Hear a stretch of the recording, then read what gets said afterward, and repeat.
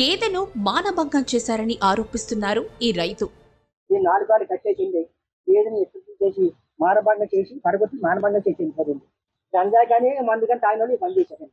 ఇవ్వండి గోడికి స్నానాలు ఉన్నాయండి, వాళ్ళు బలిబంధకంగా మానభంగం చేసి అట్లా పద్ధతి చేశారండి.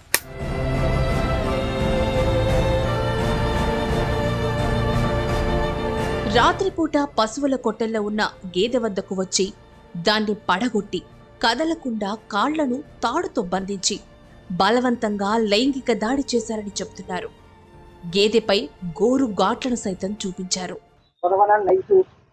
గంజా తాగిన కానీ మందు తాగడం జరిగింది, గేదెని ఎత్తుకు చేసి పడగొట్టి మానభంగం చేసి వెళ్ళిపోతుంది. ఇలాగ చేసుకొచ్చేసి పగ్గలండి, ఇది మొన్నటి దాకా ఇవి ఉన్నాయండి. ఈ పక్కన చెరారు ఊరి కానీ ఇలాగ వేసి 4 కలిసి పడగొట్టి చెప్పాలి. మనం గోళ్ళు కూడా మొన్నటిదాకా ఇవ్వండి గోడికి స్నానాలు ఉన్నాయండి, వాళ్ళు బలిబంధకంగా మానభంగం చేసి అట్లా పద్ధతి చేశారండి. గోళ్ళకి స్నానాలు కూడా ఉన్నాయండి. పశ్చిమ గోదావరి జిల్లా వీరవాసరం మండలం తోకలపూడి గ్రామంలో ఈ ఘటన వెలుగులోకి వచ్చింది. మైనర్ బాలికలపై అత్యాచార ఘటనలు రాష్ట్రంలో ఇప్పటికే ఆందోళన కలిగిస్తూ ఉండగా గేదెపై మానభంగం సంచలనం రేపుతోంది.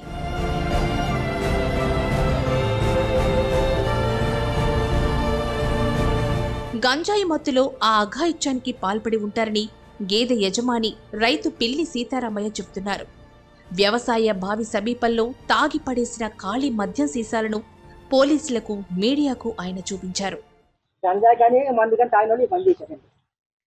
అది ఎంత సైట్ ఉందండి, ఆ సైట్ కాడికి వెళ్ళి 9 నైట్ 9 దాటిన తర్వాత అదే పని అండి. ఆ ఊరు కుర్రోళ్ళకి గంజాయి మందు తాగుతాం, 1 గంట ఇంటా కొంటాం, అక్కడికి ఇంటికి వెళ్తాం.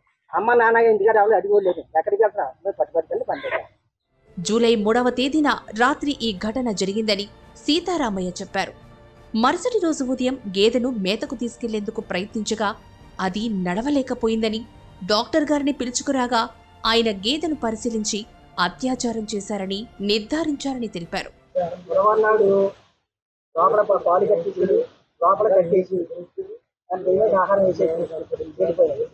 తెల్లారితే లక్ష్వరం అనగా పొదవనాడు నైట్ పడగొట్టి మానభంగం చేసి వెళ్ళిపోతుంది. నేను తెల్లారి వచ్చేటప్పటికి ఏదేలాగా ఒంట్లాగా నాకు ఉనిగిపోతుందండి. ఆ తాడు కొత్తగా కట్టింది, బారుగా కట్టిన తాడు కొత్తగా కట్టేశానండి. తర్వాత చింగిచ్చి పశువుల దాటగారికి ఫోన్ చేసి రప్పించానండి. పశువుల దాటగారు వచ్చి వేరే వాళ్ళు ఇలాగా దాన్ని 4 పగ్గాలు కట్టేసి మానభంగం చేశాడు కనపడుతుంది, గోళీ తీసేశారు. ఏది 40 మాసాలు వెళ్తుంటే ఎందుకంటే లైన్లో పడదాం అని పశువుల దాటగారు వెయిటింగ్ చేస్తున్నారండి. పోలీసులకు ఫిర్యాదు చేయగా వారం రోజులు గడిచినా సమాధానం రాకపోవడంతో జిల్లా కలెక్టర్ను ఆశ్రయించారు సీతారామయ్య. కలెక్టర్ ఆదేశాలతో స్థానిక పోలీసులు వెటర్నరీ డాక్టర్తో కలిసి ఘటనా స్థలానికొచ్చి గేదెను పరిశీలించారు. కేసు నమోదు చేసి చట్టపరమైన చర్యలు తీసుకుంటామని హామీ ఇచ్చారు. మా అబ్బాయి ఎవరు బేవారం ఉంటే ఆరు కౌరెంపి 2 రోజులకి ఖాళీ లేక 2 రోజులకి వచ్చారండి. ఆదివారం నా స్టేషన్కి వెళ్ళి ఇలా జరిగిందని చెప్పేసి పోలీస్ స్టేషన్ కంప్లైంట్ ఇచ్చానండి. ఇచ్చినప్పుడు ఆదివారం వారం అయిపోయింది, నాకు ఎటువంటి సందర్భం అందలేదు. అందకపోతే నేను ఆదివారం నాడు నేను ఒక పీటర్ గారి దగ్గరికి వెళ్ళి ఈ కాగితాలు పూర్తి చేసుకుని మన కలెక్టర్ గారి ఆఫీస్కి వెళ్ళి కలెక్టర్ గారికి అందజేశాను.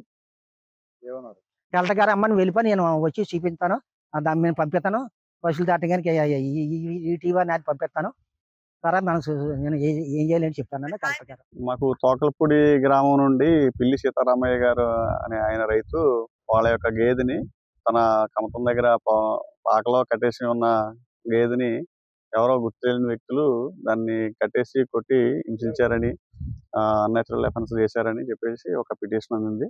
దాని మీద మేము స్థానిక వెటర్నరీ డాక్టర్ గారికి తెలియజేసి వాళ్ళ ఆధ్వర్యంలో ఆ గాయపడిన గేదెని పరిశీలించడం జరుగుతుంది.